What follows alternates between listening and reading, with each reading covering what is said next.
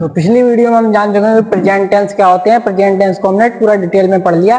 Present indefinite क्या होते हैं, प्रेजेंट कंटीन्यूअस क्या होते हैं, प्रेजेंट के हमने चारों भाग लिया। इस वीडियो में हम पास्ट पूरा कवर करेंगे। पास्ट इंडेफिनिट क्या होता है, पास्ट कंटीन्यूअस क्या होता है, पास्ट परफेक्ट क्या होगा, पास्ट परफेक्ट कंटीन्यूअस क्या होगा और पास्ट का अर्थ क्या होता है और प्रेजेंट का अर्थ क्या होगा, वो हमने पिछली वीडियो में पूरा जान लिया। मतलब प्रेजेंट हमने पूरा कंप्लीट कर लिया। इस वीडियो में पूरा पास्ट कंप्लीट करेंगे। आइए चलते हैं। तो जो पास्ट का मतलब होता है, पास्ट मतलब बीता हुआ काल, मतलब भूतकाल। पास्ट का अर्थ क्या होगा, पास्ट के सेंटेंस पहचानोगे कैसे कि भाई पास्ट का है। तो पास्ट में हिंदी, जैसे प्रेजेंट में हमने हिंदी की पहचान पहले लिखवाई, ऐसे ही हम पास्ट की पहचान देखेंगे। लास्ट में क्या होगा, था, थी, थे।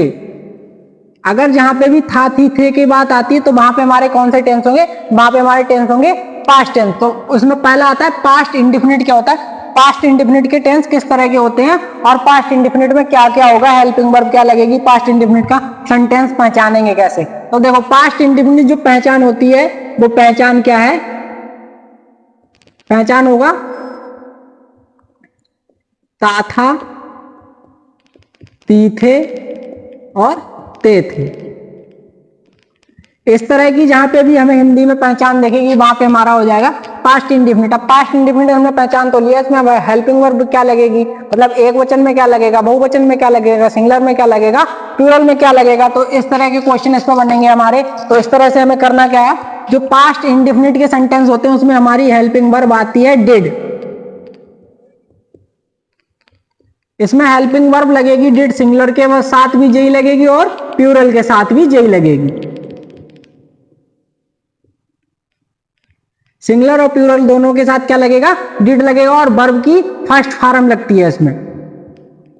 अब जो हमारा आता है पास्ट कंटीन्यूअस, पास्ट कंटीन्यूअस की पहचान क्या है, पास्ट कंटीन्यूअस होता है, कंटीन्यूअस मैंने पहले भी तुम्हें पिछली वीडियो में समझा चुका हूं। कंटीन्यूअस का मतलब होता है काम का चलना, मतलब कंटीन्यूअस का मतलब होगा किसी काम का चलना। तो उस तरह के हमारे कौन से सेंटेंस कहलाते हैं, कंटीन्यूअस। उसके बाद आता है परफेक्ट। परफेक्ट में हमारा क्या होता है, काम पूरा हो चुका होता है। मतलब अगर कोई काम मतलब हमारा चल रहा है लगातार, वो हमारा क्या कहलाएगा, कंटीन्यूअस। अगर काम पूरा हो जाता है उसको क्या कहते हैं, हम परफेक्ट कहते हैं। तो कंटीन्यूअस में जो आएगी उसमें हिंदी की पहचान क्या होगी वो देखेंगे हम।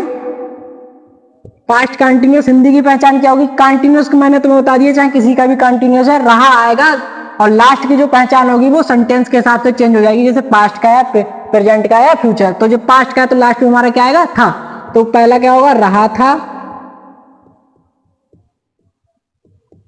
रही थे, रही थी और रहे थे। इसमें भी हमारी हेल्पिंग वर्ब आती होंगी कि हेल्पिंग वर्ब क्या क्या लगेगा, एक वचन के साथ क्या लगेगा, बहुवचन के साथ क्या लगेगा, मतलब सिंगुलर के साथ क्या लगेगा, प्लूरल के साथ क्या लगेगा। तो जब भी हमारा आता है सिंगुलर और प्लूरल तो इसमें हमारी हेल्पिंग वर्ब होती है वाज और बर। बाज कब लगेगा, बर कब लगेगा। अब बाज जो लगता है वो हमारा सिंगुलर के साथ लगता है, सिंगुलर मतलब एक वचन के साथ, और बर जो होता है वो हमारा हमेशा प्लूरल के साथ लगता है, मतलब बहुवचन के साथ। बाज पर भी देख लिया, मतलब एक वचन है तो क्या लगाओगे, बहुवचन है तो क्या लगाओगे, सिंगुलर है तो क्या लगाओगे, प्लूरल है तो क्या लगाओगे। अब इसमें वर्ब की कौन सी फॉर्म लगेगी, कंटीन्यूअस किसी का भी सेंटेंस होता है उसमें हमेशा हमारा वर्ब की फोर्थ फॉर्म लगती है। और ये भी कह सकते हो कि वर्ब की फर्स्ट फॉर्म प्लस आईएनजी। बात एक ही है, चाहे फोर्थ फॉर्म लगा दो चाहे आईएनजी लगा दो। बहुत केसों में ऐसे भी लिखवाते हैं कि वर्ब प्लस आईएनजी, तो वर्ब की फोर्थ फॉर्म आईएनजी वाली ही कहलाती है। तो जब परफेक्ट आता है, परफेक्ट में हिंदी की क्या पहचान होगी,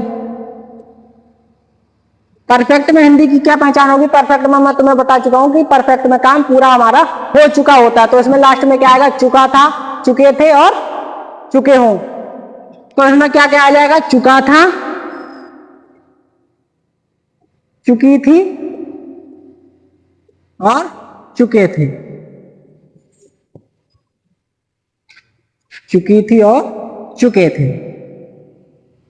इस तरह की जहां पे भी हमें हिंदी पहचान मिलती है तो वहां पे हमारे कौन से टेंस हो जाएगा, पास्ट परफेक्ट। तो इसमें भी एच भी आती होगी कि एक वचन में क्या लगेगा, बहुवचन में क्या लगेगा, सिंगुलर में क्या लगेगा, प्लूरल में क्या लगेगा। मैं एक वचन और बहुवचन क्यों बोल रहा हूँ, कुछ बच्चों को कंफ्यूजन रहती है कि एक वचन मतलब क्या होता है, मतलब एक वचन मतलब सिंगुलर, बहुवचन मतलब प्लूरल। इसलिए मैं तुम्हें दोनों में बता रहा हूँ, हिंदी में भी बता रहा हूँ, इंग्लिश में भी बता रहा हूँ। तो इसमें एच भी हमारी जो लगती है वो हमारी लगती है हेड, HAD, हेड। और वर्ब की लगती है थर्ड फॉर्म। अब हेड सर इसमें एक वचन में क्या लगेगा, बहुवचन में क्या लगेगा? तो हेड, जो हेड है वो सिंगुलर में भी लगेगा और प्लूरल में भी लगेगा हेड। चाहे एक वचन वाक्य हो चाहे बहुवचन वाक्य हो, हमारा क्या लगेगा? हेड।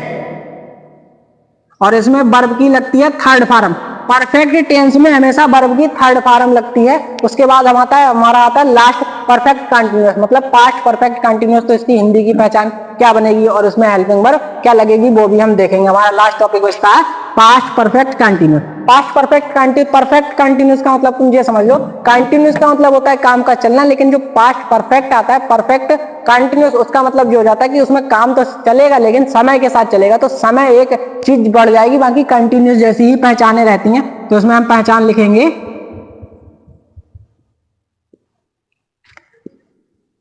रहा था, रही थी और रहे थे। मैंने क्या कहा, इसमें क्या बढ़ जाएगा? समय बढ़ जाएगा। तो प्लस लगा के समय बढ़ जाएगा। जैसे इसके बाद क्या होंगे कि राम 2 बजे से अपना कार्य पूरा कर रहा, तो इसमें समय बढ़ गया। समय भी जहां पे भी बढ़ता है वहां पे हमारा क्या हो जाता है? परफेक्ट कंटिन्यूअस टेंस आ जाता है, चाहे किसी का भी हो। अगर पास्ट परफेक्ट कंटिन्यूअस होगा तो लास्ट में था आएगा। अगर फ्यूचर परफेक्ट कंटिन्यूअस होगा तो मैं तुम्हें बता चुका हूं पहली वीडियो में कि फ्यूचर में क्या होती है और प्रेजेंट में क्या होता है, पास्ट में क्या होता है। लेकिन पास्ट परफेक्ट कंटिन्यूअस जहां पे भी आएगा वहां हमारा समय का केस जरूर आएगा। तो इसमें हेल्पिंग वर्ब क्या लगेगी वो हम देखेंगे। इसमें हेल्पिंग वर्ब हमारी लगती है हैड बीन। इसमें भी एक ही हेल्पिंग वर्ब लगेगी सिंगुलर और प्लूरल के साथ। चाहे सिंगुलर, चाहे मतलब एक वचन हो, चाहे बहुवचन हो, क्या लगेगा? हैड बीन ही लगेगा।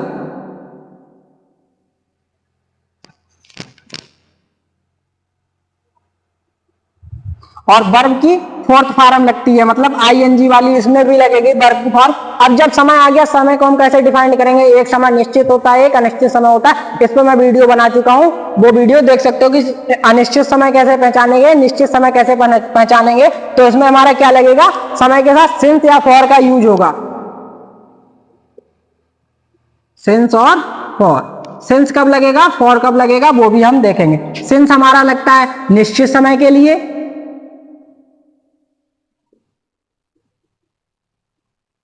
और फॉर लगता है अनिश्चित। तो सेंस हमारा लगेगा मतलब निश्चित समय के लिए, फॉर लगेगा अनिश्चित समय के लिए। इसी तरह से हमारी इसमें हेल्पिंग वर्ब लगेगी हैड बीन। सिंगुलर के साथ भी हैड बीन लगेगा, प्लूरल के साथ भी हैड बीन लगेगा। इसी तरह से हमने चारों देख लिए। इंडेफिनिट सेंटेंस क्या पहचान क्या होगी, कंटिन्यूअस में क्या पहचान होगी, और परफेक्ट में क्या पहचान होगी, परफेक्ट कंटिन्यूअस में क्या पहचान होगी, उसके साथ क्या लगेगा, क्या हेल्पिंग वर्ब लगेगा, एक वचन के साथ क्या लगेगा, बहुवचन के साथ क्या लगेगा। इसी तरह से हमारा पास्ट टेंस हो जाता है कंप्लीट। ऐसी ही वीडियो जानने के लिए विद्या पीवीटी को सब्सक्राइब करें, लाइक करें, कमेंट करें एंड यूट्यूब पे भी सब्सक्राइब करें। मिलते हैं एक नई वीडियो के साथ।